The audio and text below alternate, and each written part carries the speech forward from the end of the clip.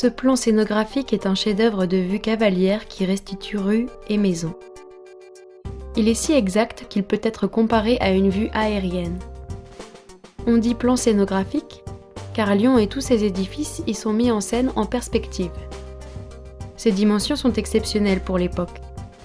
Lorsque ces 25 planches sont assemblées, ils mesurent 1,70 m de hauteur par 2,40 m de large.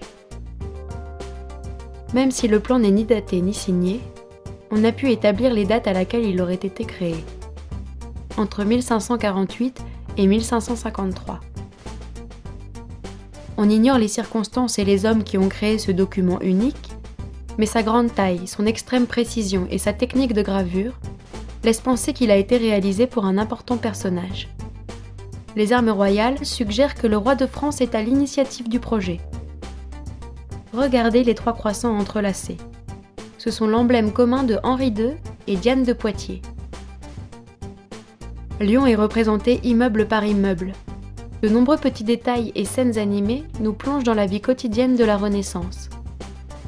L'aspect des édifices est rendu avec soin et permet de se faire une idée des monuments détruits ou modifiés.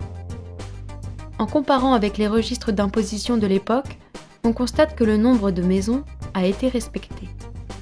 L'importance de ce document est incontestée. Il a été utilisé, reproduit et usé au cours des siècles. Une des reproductions les plus connues est le fac-similé de 1875, réalisé par la Société de topographie historique de Lyon.